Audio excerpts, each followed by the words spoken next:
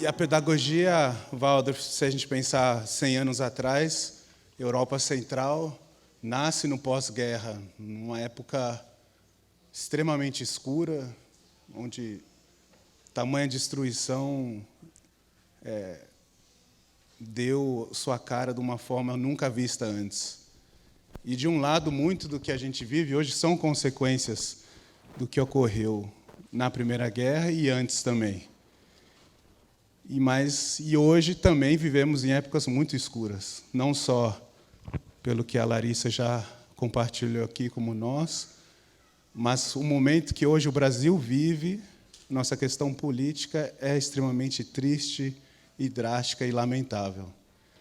Mas dentro disso aqui estamos, nesse frio, celebrando 100 anos de pedagogia Waldorf, com um lindo coral, tendo uma abelha como nosso norte desse encontro, e isso também traz um calor e uma luz sem tamanho. Então, eu agradeço muito o convite por estar aqui. A agricultura biodinâmica, ela nasce em 1924, já bem no fim da vida do Rudolf Steiner, onde ele falece em 1925, para quem não sabe, nasceu em 1861. E os agricultores já vinham pedindo para o Rudolf Steiner ajuda para olhar para a agricultura. E já tinham ocorrido cursos de pedagogia Waldorf, a pedagogia já tinha sido fundada, o primeiro colégio Waldorf em Stuttgart.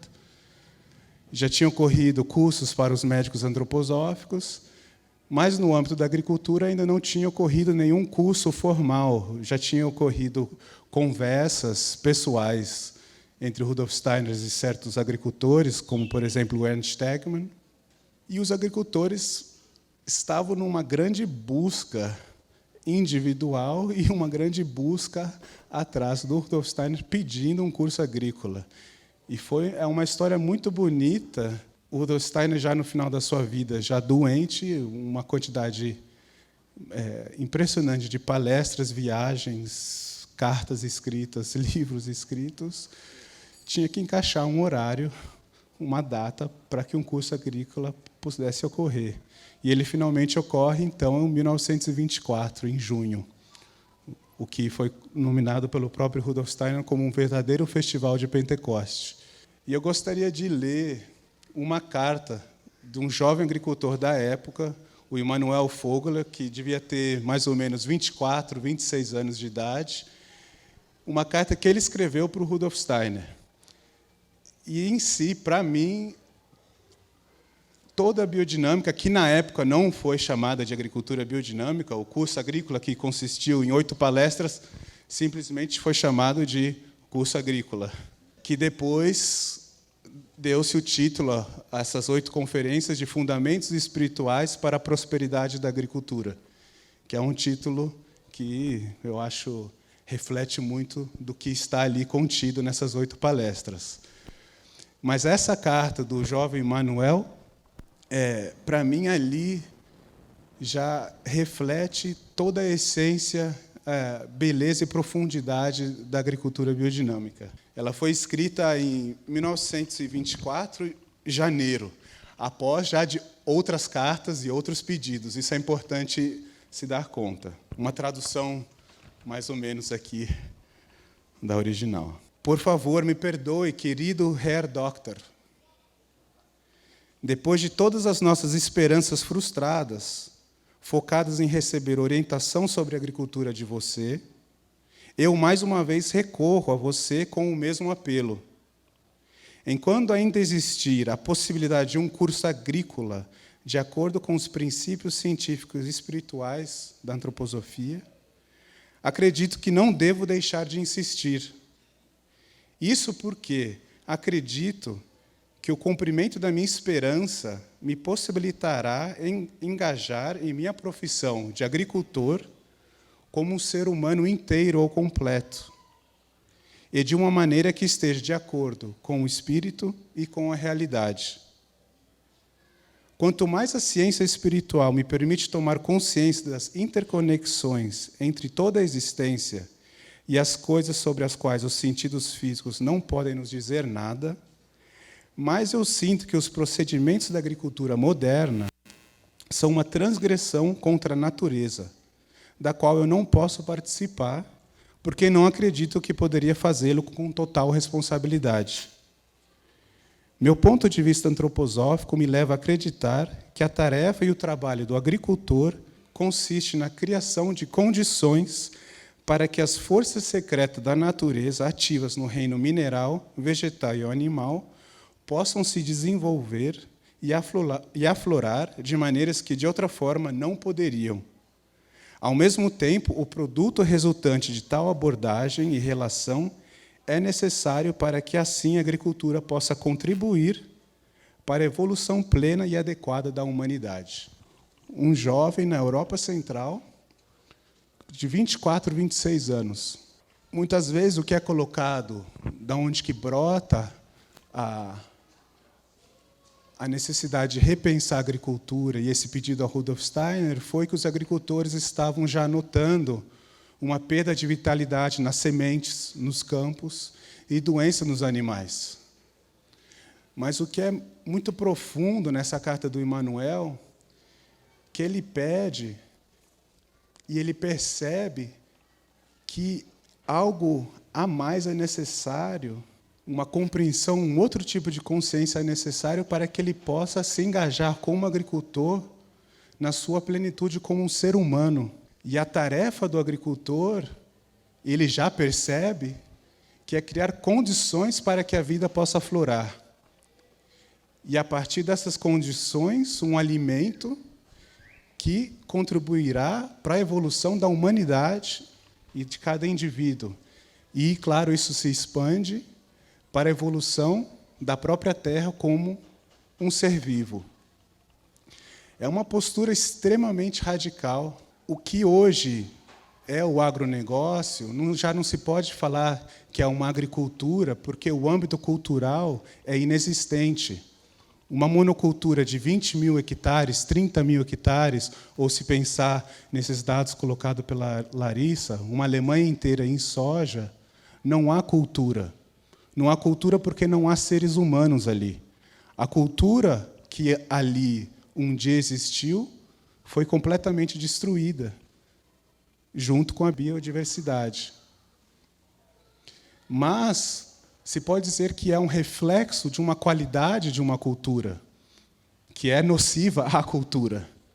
Mas é importante ressaltar que, claro que se tem questões políticas e econômicas, de controle, manipulação, censura acadêmica, que vão reger esse processo da industrialização da agricultura, mas é importante também tomar consciência que isso reflete uma qualidade de pensar e se relacionar com a natureza. E o que é radical na carta do Emmanuel Vogler, que ele coloca que ele não poderia participar dessa agricultura que começava a nascer naquela época, porque ele não se poderia sentir responsável. Ele não coloca que ele não pode compartilhar e consentir tal não agricultura porque ele é contra algo, ou por questões políticas e econômicas, mas ele coloca que é porque ele não poderia participar de forma responsável. Agora, o que isso significa? O que seria, então, a gente participar na agricultura de forma responsável? E uma das coisas mais bonitas que eu agradeço muito à agricultura biodinâmica, a possibilidade que ela dá, não é tanto uma metodologia de técnicas, porque a agricultura biodinâmica não se resume a isso. Um dos grandes presentes que ela dá é a possibilidade de nós fazermos perguntas diferentes. Então, se poderia começar a perguntar se é possível tirar o chifre de uma vaca de forma responsável. Isso foi perguntado para o Craig Holdred, que é o fundador do Nature Institute, onde eu trabalhava e continuo como pesquisador da casa. E ele disse, uma resposta maravilhosa e elegante, bom, depende, a gente teria que olhar do ponto de vista da vaca. Isso parece cômico, Mas se você leva isso de forma séria, de um ponto de vista científico, mas daí não só uma ciência que vá ler com precisão aspectos quantitativos, mas aspectos qualitativos, já entrando numa ciência goetheanística, que infelizmente não vou ter tempo para adentrar isso, é possível olhar do ponto de vista da vaca. E ele chega à conclusão, após fazer um estudo belíssimo, que não é possível mochar, tirar o chifre de uma vaca de forma responsável, porque o chifre não é uma arma da vaca para machucar o agricultor ou outras vacas, é um órgão dessa vaca.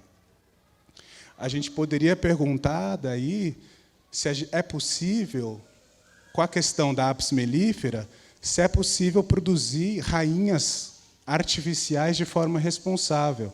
E essa é uma das questões centrais ligada à morte das abelhas, da apis mellifera, que é conhecida também como a desordem do colapso da colmeia, onde, de repente, colmeias desaparecem. E isso o Rudolf Steiner já relatou em 1923, quando ele deu um curso sobre as abelhas. O que seria, então, olhar do ponto de vista da abelha, se é possível ou não criar rainhas artificiais? E o que é isso, na verdade? Ou se é possível dar açúcar, que é o que a indústria dá para as abelhas, e alimentá-las com açúcar de forma responsável. Ou colocar quadros, onde há o favo, no caixilho, onde não se coloca mais, não se deixa a abelha construir o favo de cera e se coloca um quadro de plástico. A tragédia é que, dentro, isso não a tragédia da ciência, porque a ciência quantitativa tem um papel muito importante na evolução da consciência humana, mas a tragédia foi que se perdeu a compreensão da inteireza dos seres vivos e dos processos biológicos ali contidos em cada ser vivo e a relação desses seres vivos com os outros seres vivos. A abelha pode ser olhada como um indivíduo, onde você tem o zangão, as trabalhadoras e a rainha. E se passa a fazer todo um estudo e se olha, então, não a colmeia como um organismo vivo, mas como uma caixa, seja ela artificial ou no tronco de uma árvore, onde você tem esses diferentes insetos ali que vão compor a colmeia. Mas a colmeia é em si um organismo, onde você poderia olhar para a rainha, as trabalhadoras e um zangão como órgãos desse organismo. E cada órgão, falando assim agora, tem um desenvolvimento diferenciado e relações diferenciadas dentro da colmeia e o que ocorre no âmbito da natureza. Então, a rainha do ovo, até ela brotar a rainha, demora mais ou menos 14 dias. A trabalhadora vai demorar mais ou menos 21 dias. E o zangão, 24 dias. O tempo todo, nesse curso agrícola, o Rudolf Steiner coloca a imagem e a realidade da abelha como um ser solar, intimamente ligado ao Sol. E, na época, e hoje, se olhar, talvez por instrumentos mais precisos, mas, na época, ele citou e colocou que o Sol tem uma rotação no seu próprio eixo de 21 dias. Hoje se fala em 25, mas não é tão simples assim, porque o Sol não é uma massa sólida. Então, no equador do Sol é onde se tem uma rotação hoje de mais ou menos 25 dias, e nos polos é maior. Na época, o Rudolf Steiner coloca 21 dias. Isso não rouba a imagem e a realidade que ele traz, mas que a rainha estaria intimamente ligada com o Sol. O zangão, por demorar mais tempo, ele já há uma presença mais telúrica da Terra ali na formação do zangão.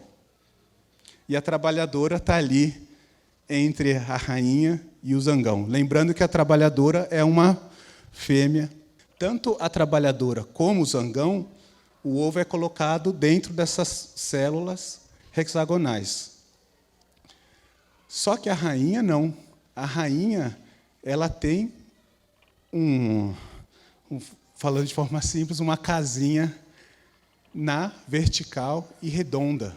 Só que o que a gente faz hoje? Isso já na época do curso, quando o Rudolf Steiner falou em Dorna para os trabalhadores do Goetheanum. É possível, como a trabalhadora é uma fêmea, é possível pegar um ovo que foi colocado na célula hexagonal, tirar esse ovo e introduzir num casulo redondo, na vertical, artificial, e passar a alimentar esse casulo com a geleia real. E você vai ter uma rainha artificial. E toda a indústria da apicultura é baseada neste modelo.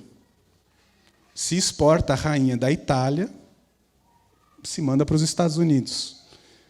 Apicultores trocam de rainha a cada 2 anos, às vezes até mais. E é uma indústria que movimenta muito dinheiro, às vezes mais do que o próprio mel. E isso não é falado. Então, de um lado, você tem um agrotóxico, mas, de outro, você tem uma rainha que ela não foi formada em sua plenitude.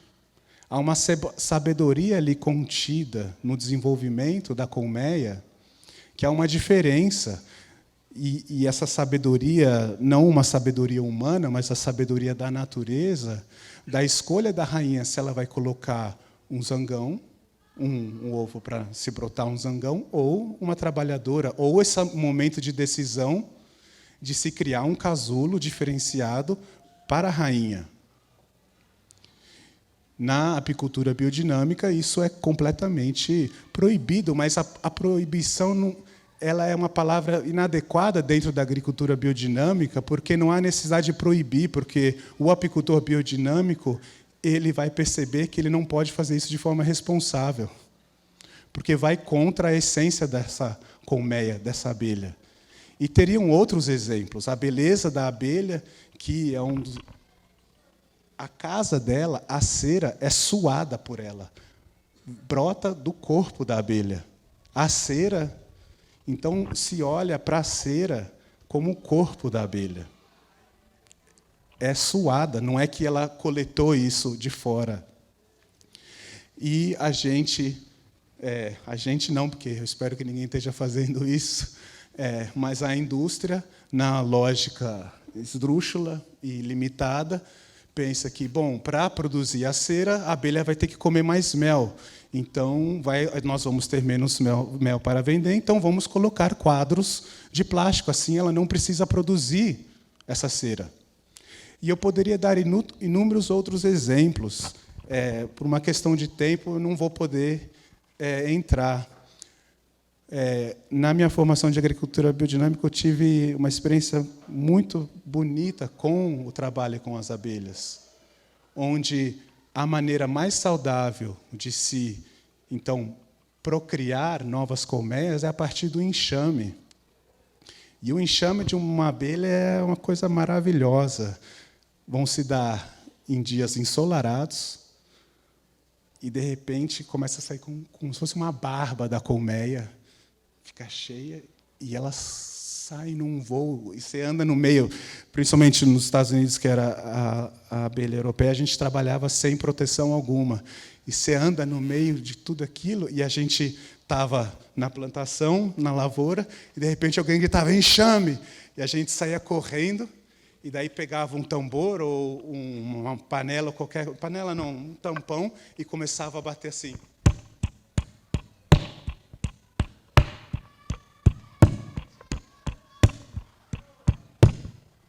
E isso, o meu mentor, que foi um alemão, disse que aprendeu com um brasileiro.